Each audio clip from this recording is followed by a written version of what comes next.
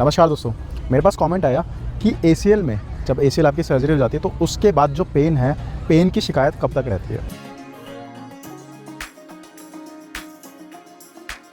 अब जो पेन की शिकायत है इसको हम बहुत सारे लेवल्स में इसको डिवाइड कर सकते हैं। जैसे कि एक जब आपकी सर्जरी होती है, एक तो सर्जरी से पहले जब आपको इंजरी हुई होगी तब पेन हुआ होगा, बट सर्जरी के बाद कब तक पेन रहता है, मतलब कब तक आप पेन फ्री हो पाओगे।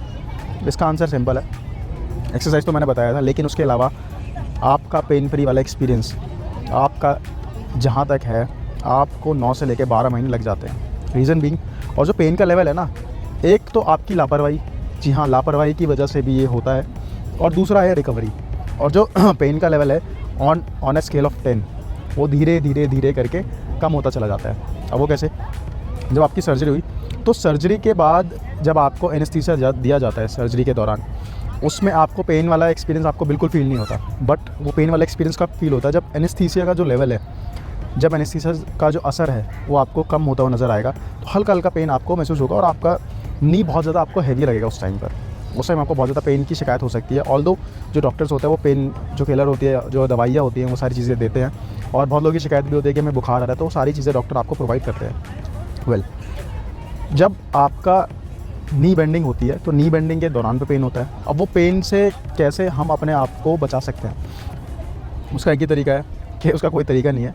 जितना मान लीजिए ये आपका नी है, ठीक है, आपने नी ऐसे करके बेंड किया तो अब एक स्टेज तक तो आपका ऐसे मुड़ रहा होगा, बहुत सारे लोगों के साथ इशू है।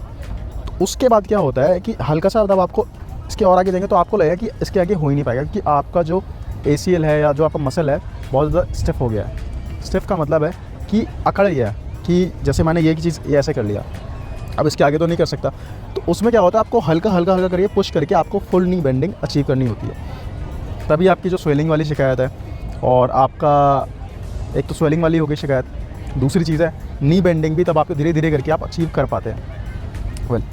अब उसके आगे बढ़ते हैं, फिर कहते हैं कि हमें जो स्टेयर्स चढ़ने में उसमें दिक्कत आती है, तो स्टेयर्स हम कब से चढ़ना स्टार्ट कर सकते हैं। और यहाँ एक और चीज़ बता दूँ, इंपॉर्टेंट चीज़, कि जो भी मैं चीज़ें आपको बता रहा हूँ ये मेरा एक्सपीरियंस है, जो मेरी ACL की जर्नी है उसमें मैं गो थ्रू किया, मैंने सारी चीज़ें सही हैं, वो सारी चीज़ें मैं आपसे शेयर कर रहा हूँ। उसके अलावा जो मेरे को डॉक्टर ने, मैंने अपना मंथली चेकअप कराया, जो मेरे फिजियोथेरेपिस्ट ने बताया, वो सारी चीज़ें आपको मैं इस पूरे वीडियो में बता रहा हूँ। तो आगे बढ़ते हैं। स्टेयर्स वाला जब सीन होता है कि स्टेयर्स में चढ़ते हुए हमें पेन होता है, उसका पेन के रीज़न बहुत सारे होते हैं। जब एक आपने देखा होगा नी एक्सटेंशन, मतलब कि लेग एक्सटेंशन जिसको हम बोलते हैं, जिसमें हम बोलते हैं कि हमें ये वाली एक्सरसाइज देखी होगी आपने, इसमें पेन होता है। तो जब भी हम स्टेयर्स पे से कदम रखते हैं, आपने एक ये स्टेयर है आपने रखा, तो उस पर जैसे ही आप जिस पे लेग की इंजरी है, चाहे राइट हो या लेफ़्ट हो, तब भी आप उसको रखते हैं तो उसमें आपको पेन होता है।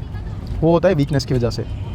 वो कब तक जाएगा, तो उसको जाने में लगभग आपको 6 से 7 महीने 8 महीने डिपेंड करता है कि आपकी जो एक्सरसाइज का लेवल है वो किस तरीके से कर रहे हैं। अब मेरे पास कमेंट ये भी आते हैं यूट्यूब पर, वीडियोस पर, कि हमारे साथ ना, मतलब हमने 6 महीने 7 महीने हो गए और उन्होंने अभी तक जिम ज्वाइन नहीं किया, क्योंकि उनके जो डॉक्टर हैं या फिजियो हैं उन्होंने बोला है कि इस तरीके से करो।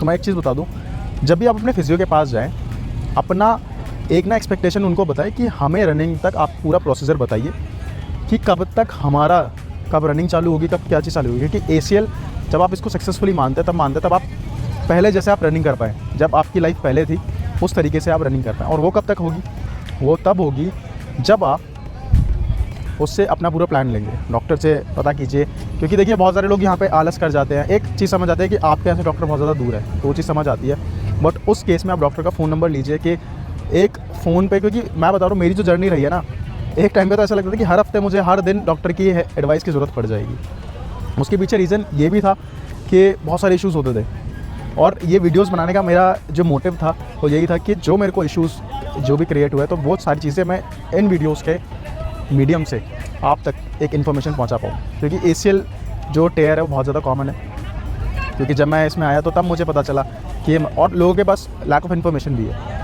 वो उसका रीज़न यही है कि हम आसपास इतना ही कॉमन नहीं है, बट जो सर्जरीज़ है वो कॉमन है। और ACL टूटता है जो आप एथलेटिक में होते हैं, जिम में होते हैं, स्पोर्ट्स में होते हैं। जब आपका स्टेयर वाला पेन कब खत्म होगा, स्टेयर वाला पेन आपका कब खत्म होता है, एक्सरसाइज करने से। एक्सरसाइज का लेवल धीरे धीरे करके बढ़ता रहेगा, तो स्टेयर्स वाला पेन भी आपका ख़त्म हो जाएगा।